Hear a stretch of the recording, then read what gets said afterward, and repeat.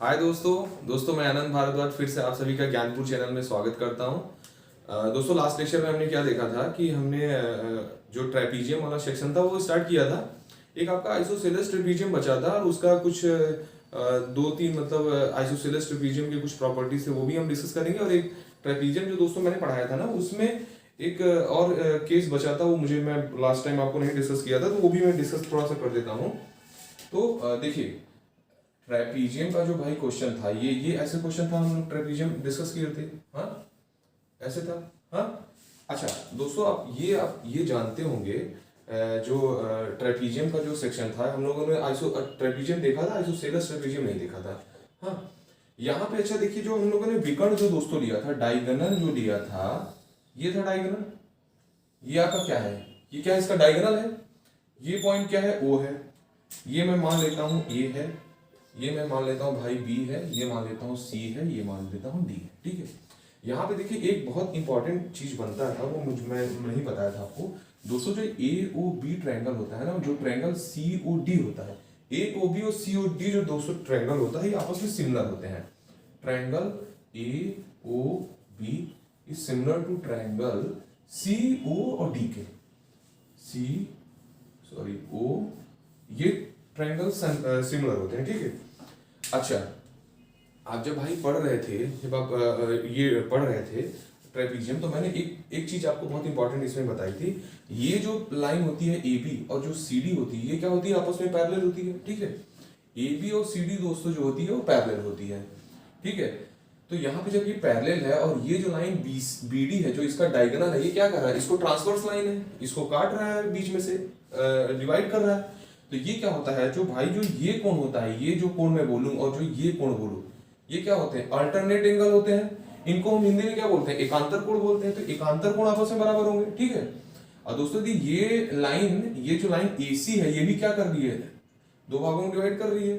ये जो दोस्तों कोण होता है, ये कोण आपस में बराबर होते हैं। ये मैंने आपको बताया था जब मैं आपको पढ़ा रहा था, समानांतर चतुर्भुज बताया था, तो उसमें भी मैंने आपको बताया था कि भाई यदि दो पैरेलल लाइन है, उसको एक ट्रांसवर्सल लाइन काट रही है, तो आपस में जो संगत कोण होते हैं और जो आपके एकांतर कोण होते हैं, या बोलते हैं अल्टरनेट एंगल होते हैं, ये सब बराबर होते हैं। तो ये कोण इस कोण के बराबर है और ये एंगल भाई इस एंगल के बराबर है। अच्छा तो आप देखो, यदि मैं इसको इस तरीके से आपको समझाऊं कि माना ये एक दो लाइन है, एक दूसरे को काट रही थी, ये कोण इसके बराबर होता है और ये जो कोण होता है इसके बराबर होता है ना। तो जब यहाँ पे इसको बोलते हैं हम लोग हिंदी में क्या बोलते हैं, शीर्षाभिमुख कोण बोलते हैं, और इंग्लिश में हम लोग क्या बोलते हैं, वर्टेक्स एंगल बोलते हैं। अच्छा तो यहाँ पे जो भाई ये कोण है, ये जो कोण है वो इस कोण के बराबर हुआ कि नहीं। अब देखो ट्रायंगल में सिमिलरिटी का मैंने कॉन्सेप्ट पहले ही बता दिया है कि दो ट्रायंगल सिमिलर कैसे होते हैं, उनके मैंने आपको प्रॉपर्टीज बताए थे। यहाँ पे मैं ये बता रहा हूँ, तीन कोण आपस में बराबर है कि नहीं, इन दोनों, इस ट्रायंगल की बात करें और इस ट्रायंगल की बात करें, तो आपस में तीन कोण बराबर है। ये कोण इसके बराबर है, ये कोण इसके बराबर है, ये कोण इसके बराबर है। तो आपस में क्या हो जाएंगे, ट्रायंगल सिमिलर हो जाएंगे।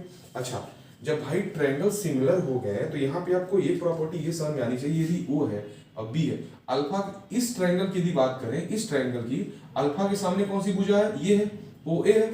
तो भाई जो OA का रेशियो होगा OA अपान, अब इस ट्रायंगल में इस अलग अलग त्रिभुज की देखिए हम बात करते हैं, अलग अलग त्रिभुज की बात करते हैं। अल्फा के सामने कौन, इस त्रिभुज में अल्फा के साथ इस कोण के सामने कौन सी भुजा है, OA है। और इस वाले त्रिभुज में दोस्तों अल्फा के सामने कौन सी भुजा है, OC है। तो OA अपान OC का जो रेशियो होगा वही इनके संगत भुजाओं का रेशियो होगा। ठीक है, संगत जो भी साइड्स इनके होंगे। इस त्रिभुज में यदि दोस्तों बात करें, बीटा के सामने कौन सी साइड है, ये है, OB है, इसको हम OB अपान बीटा के सामने कौन सी है, इसमें कौन सी है, OD है, ये OD, ये रेशियो होगा कि नहीं, सेम होगा, आप समझ रहे हो ना, ये तो होगा ही। अच्छा यहां से मैं यदि मैं क्रॉस मल्टीप्लीकेशन कर दूं, तो OA into OD is equals to OB into OC, मतलब आप समझ रहे हो, कहाँ गया, OA into OD is equals to OB into OC। ये भाई मैं बता रहा हूं, ये फॉर्मूला बहुत इंपॉर्टेंट है, आपको एग्जाम में डायरेक्टली इस पे क्वेश्चन आपके आ सकता है, बिल्कुल आ सकता है। और ये प्रॉपर्टीज नहीं पता रहेगी ना, तो मैं आपको देखिए बता रहा हूँ, जो मैं मेरा अपना एक्सपीरियंस है एग्जाम का, मैं वो आपको डिस्कस कर रहा हूँ। एग्जाम में दोस्तों यदि आपको ये नहीं पता रहेगा ना प्रॉपर्टी, आपके दिमाग में उसमें ये काम नहीं करेगा कि हाँ ये ट्रायंगल सिमिलर हो रहा है तो मैं ये फार्मूला निकाल लूंगा और फिर वहां पे आंसर पुट कर दूंगा। मैं ये सब चीजें क्यों बता रहा हूँ, देखिए मैं बार बार बोल रहा हूँ, कई एग्जाम्स मैंने दिए हैं, मेरे निकले हुए हैं, फाइनली मैं सिलेक्टेड रहा हूँ। और चूंकि करंटली मैं एज ए टीचर वर्किंग भी हूँ मैं, तो मैं आपको ये बात इसलिए बता रहा हूँ ना कि ये सब चीजें एग्जाम में नहीं डिराइव होती हैं। ये आप जब पहले से पढ़े रहोगे आप, तब आप एग्जाम में इसका एप्लीकेशन आप कर पाओगे, क्वेश्चन इस पे बेस्ड आ जाएंगे ना। तो मैं आपको बता रहा हूँ यदि आपको ये फॉर्मूला याद नहीं होगा ना एज इट इज, तो वहां पे आप सिमिलरिटी नहीं देख पा, आपको वहां पे सिमिलरिटी नहीं दिखेगी, क्योंकि एग्जाम पे इतना प्रेशर होता है तो आपको वहां नहीं दिखेगा। तो जो बता रहा हूं मैं टू द पॉइंट, आप उनको करते चलिए, उनको नोट डाउन करते चलिए, याद करते चलिए। तो ये चीज आप एकदम एज इट इज याद कर लीजिए, आपके एग्जाम में जिससे क्वेश्चन आए तो आप ज्यादा इस पे कंफ्यूज ना हो। ये एक तो ये प्रॉपर्टी हो गया, ये जो मुझे बताना था, ठीक है, बहुत इंपॉर्टेंट है। और एक चीज और मैं आपको बताना चाह रहा हूं,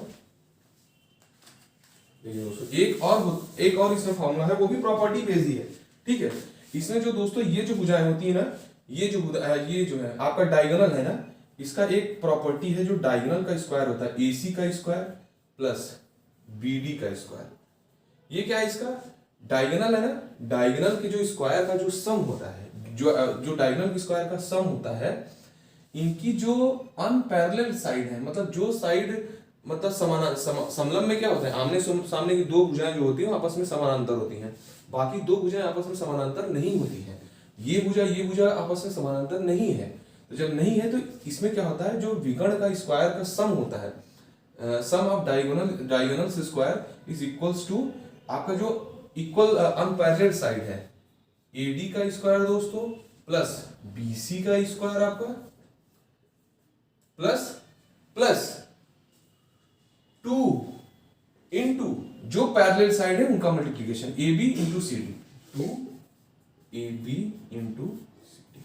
आपको ये बात समझ में आ गई नहीं? देखिए ये फॉर्मूला देखिए जो है ना, आप ये समझिए कि ये फॉर्मूला जिस तरीके से दिया हुआ है, आपको यदि एग्जाम में आप पढ़े नहीं रहोगे भाई, पढ़े नहीं रहोगे, आपको चीजें याद नहीं रहेंगी, तो आपको एग्जाम में कर नहीं पाओगे। आपको चीजें याद होनी चाहिए वहां पे एग्जाम में। तो ये आप प्रॉपर्टी जो है इसको मैं ऐसे बना दे रहा हूं, ये भाई इंपॉर्टेंट है, और ये भी मैं आपको बता रहा हूं ये भी बहुत इंपॉर्टेंट है। दोनों आप एज इट इज रखे रहो। आप सोचो ये जो प्रॉपर्टी डिराइव हुई है, ये जो दोनों प्रॉपर्टी है कंक्लूजन है, ये आप ये समझो कि कंक्लूजन है। छोटी क्लास है, लेखपाल की मुख्य परीक्षा के लिए हम लोग पढ़ रहे हैं, और या फिर और जो भी एग्जाम हमारे 2-3-4 महीने में होने वाले हैं उसके लिए पढ़ रहे हैं, ठीक है। आप ये समझो कि मैं कोई कॉन्सेप्ट मिस नहीं कर रहा हूँ, कोई कॉन्सेप्ट में मिस नहीं कर रहा हूँ। आपको टू द पॉइंट कम टाइम में मैं आपको डायरेक्टली कंक्लूजन थोड़े बहुत डेरिवेशन के साथ मैं आपको बता दे रहा हूँ कि क्यों आ रहा है। यहाँ पे मैं डायरेक्ट लिख सकता था, लेकिन मैं यहाँ ये चीज क्यों बताया, बस इसीलिए मैं बताया हूँ, आप समझो। जब मैं आपको सिमिलरिटी दिखाऊंगा कि ट्रायंगल में इस क्वाड्रिलेटरल में एक सिमिलरिटी बन रही है, दो ट्रायंगल आपस में सिमिलर हो रहे हैं, तो ये मेरे कहने का इतना मतलब है कि आपका भी थोड़ा सा दिमाग इस सेंस में चलने लगेगा। इसलिए मैं यहाँ पे सिमिलरिटी आपको दिखा के उसके बाद ये लाया हूँ। ये भी आ जाएगा, इसमें भी कोई बात नहीं है, लेकिन अब इतना ज्यादा हम डेरिवेशन करेंगे तो हम लेखपाल की मुख्य परीक्षा जो हमारा हम लोग का टारगेट है कि 1 महीने पहले सिलेबस कंप्लीट करके हमको उस पर प्रैक्टिस करना है, तो वहां पे हम चीजें लैग कर जाएंगे। तो ऐसा काम ही नहीं करना है यार कि हम लैग करें, ठीक है, अच्छे से करेंगे हर चीजें। देखिए आपका ये आज हो जा रहा है, 2-3 दिन प्रैक्टिस करके सर्कल स्टार्ट हो जाएगी, 1 हफ्ते के अंदर आपका ज्योमेट्री कंप्लीट हो जाएगा, ठीक है। तो ये चीज हो गया, एज इट इज आप इसको याद कर लो, ठीक है। इसके बाद हमारा जो टॉपिक बचता है वो आइसोसेलेस ट्रेपीजियम बचता है, ठीक है। इसका जो क्षेत्रफल का फॉर्मूला था वो मैंने आपको बता ही दिया था लास्ट टाइम में। जो भी पैरेलल साइड होती है उनका एवरेज लेते हैं 1/2 a + b × h। ये मैंने आपको लास्ट क्लास में देखिए भाई बता दिया था। हाँ, उसके बाद हम अब आ जाएंगे, उसके बाद अब हमारा है आइसोसेलेस ट्रेपीजियम। देखिए उसका क्या कॉन्सेप्ट मैं आपको बताऊं, आइसोसेलेस ट्रेपीजियम का ध्यान से आप लोग देखिएगा। वो डायग्राम और इस डायग्राम में थोड़ी सी सिमिलरिटी आपको नजर आएगी, वो क्या सिमिलरिटी है यही आपको समझना है, ठीक है। ये हो गया, ठीक है। यहां पे देखिए प्रॉपर्टी क्या बन जाती है आइसोसेलेस ट्रेपीजियम में दोस्तों, ये भी ट्रेपीजियम ही है, ये भी क्या है, काइंड ऑफ ट्रेपीजियम है, लेकिन इसमें डिफरेंस क्या है, जो लिटिल डिफरेंस है वो मैं आपको बता रहा हूं, ठीक है। ये क्या है, AB और CD क्या है, आपस में पैरेलल है। इनकी प्रॉपर्टी आप ऐसे जैसे मैं बताता चल रहा हूं, आप इसको ऐसे लिखते रहा करिए। आप AB क्या हो गया, पैरेलल हो गया CD के, AB पैरेलल हो गया CD के। और यहाँ पे जो इंपॉर्टेंट होता है मैं आपको बताऊं, जो ये लाइन AD है ना दोस्तों, ये जो लाइन AD है ये बराबर होती है किसकी, BC की।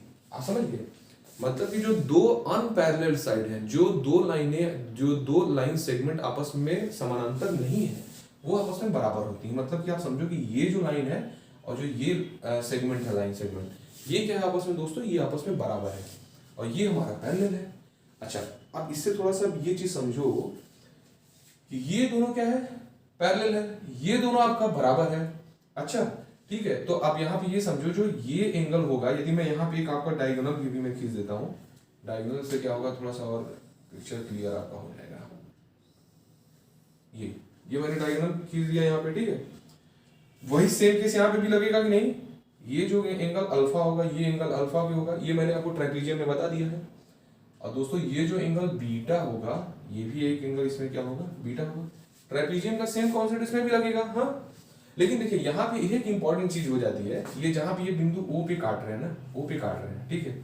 आप ट्रेपीजियम में देखते थे जो डायगोनल होता था आपस में बराबर नहीं होते थे। डायगोनल ट्रेपीजियम में डायगोनल बराबर नहीं होते थे। इसको समझो कैसे बराबर नहीं होते थे। आप इस चीज को देखो, जैसे ये मैं ट्रेपीजियम बनाया था, ठीक है, ऐसे है, ये क्या है, ये भी क्या है, ट्रेपीजियम है ना। ये लाइन इसके बराबर है क्या, नहीं है बराबर। तो यदि हम इसका डायगोनल खींचे, विकर्ण बनाए, आपको ये डायगोनल और इस डायगोनल में अंतर नहीं दिखाई। ये डायगोनल है और एक ये डायगोनल है। ये डायगोनल बड़ा है कि नहीं है, ये बड़ा है और ये जो डायगोनल है ये छोटा है। आपस में डायगोनल बराबर नहीं है। यही देखिए मैं आपको समझाना चाह रहा था, आपस में ये बराबर नहीं है। लेकिन यहाँ पे क्या हो जाएगा ना, यहाँ पे क्या हो जाएगा, यहाँ पे जो डायगोनल है ये बराबर है। मतलब दोस्तों यदि मैं इस डायगोनल की बात करूं आपको, ये जो है D1 है और ये जो आपका डायगोनल है D2। तो दोस्तों यहाँ पे जो D1 होगा ये बराबर होगा D2 के। ये सबसे ज्यादा इंपॉर्टेंट यही चीज जानने की आपको जरूरत है। D1 क्या होगा, D1 भाई D2 के बराबर यहाँ हो जाएगा। आप समझ लो ये चीज। और आप ये भी समझो, यहाँ पे ये जो लाइन O होती है ना दोस्तों, जो लाइन O ये पॉइंट जो O है ना, इस पॉइंट पे ये डायगोनल एक दूसरे को बाइसेक्ट नहीं करते हैं। बाइसेक्ट नहीं करते हैं मतलब आप ये समझो कि ये जो लाइन है दोस्तों, जो जिस बिंदु पे एक दूसरे को ये काट रहे हैं, डायगोनल की लंबाई वहां से बराबर नहीं होती। लेकिन यदि मैं कहूं कि AO बराबर होगा OC के, तो ये नहीं होता है, ठीक है। हाँ, लेकिन देखिए मैं इसको लिख भी देता हूं, AO not equals to OC, और या इसमें भी OB is not equals to OD। ये बराबर नहीं होते हैं, ठीक है। बट बराबर क्या होता है, ये देखिए OA जो होता है दोस्तों, ये जो OA होता है ये बराबर होता है OB के, इज इक्वल्स टू OB। और ये जो OC होता है बराबर होता है OD के, OC बराबर होता है OD के, ठीक है। बहुत ही इंपॉर्टेंट है, ये आपको याद रख लो, रट लो ये सब चीजें। प्रॉपर्टी देखिए जितना पढ़े, देखिए मैं आपको पहले बता देता हूँ, मैं फालतू चीज की बातें भी नहीं करता हूँ क्लासेस में। आप मेरे 20 या 25 मिनट्स के वीडियो नॉर्मली रहते हैं, उनके बीच में रहते हैं। आप देखो कि मैं फालतू की बातें बिल्कुल नहीं करता हूँ, मैं टू द पॉइंट आके चीजें पढ़ाता हूँ आपको। मैं क्योंकि मैं जानता हूँ कि मेरे पास टाइम कम है, तो मैं उसको इफिशिएंटली जितना हो सके मैं आपको देखिए देने की कोशिश करता हूँ। ज़्यादा टाइम में इधर उधर लेता हूँ। मुझे हंसी आती है, मैं सही बताऊँ, बहुत से लोग हैं यूट्यूब पे वीडियो बनाते हैं, मुझे हंसी आती है सच में उनको देख के। कोई एक एक टॉपिक पे कम से कम वो 20-20 वीडियो बना रखे हैं। अब मुझे नहीं समझ आता कि लड़के कितने खाली हैं कि वो उन वीडियो को भी देखते हैं। यार आपके पास टाइम नहीं है। आप देखोगे मैंने लेखपाल के कट ऑफ पे मैंने एक वीडियो बनाया था, उसके बाद मेरा दोबारा कभी वीडियो नहीं आया। कुछ लोग ऐसे हैं लेखपाल के कट ऑफ पे 20 वीडियो बना चुके हैं, अभी तक कट ऑफ आया नहीं है, 20 वीडियो बन चुकी है उस पर। तो कुछ लोग होते हैं वो वही करते हैं, वो उनको वही आता है। तो मेरे पास देखिए इतना टाइम नहीं रहता भी नहीं है मेरे पास। टाइम यदि परमिट करेगा तो मैंने सोचा है कि मैं जीएस का कुछ टॉपिक इसमें ऐड करूंगा या ग्राम समाज या विकास ऐड करूंगा। मैं तो इनमें परेशान हूँ, मुझे टाइम मिले मैं इन सब चीजों को ऐड करूँ। क्योंकि देखिए ये सब जो कंक्लूजन है एक जगह पूरा लाने में, उनको इस तरीके से आपके पास प्रोड्यूस करने में मुझे टाइम लगता है। तो मेरे पास खुद टाइम नहीं रहता यार मैं ये सब चीजें कर सकूँ, ठीक है।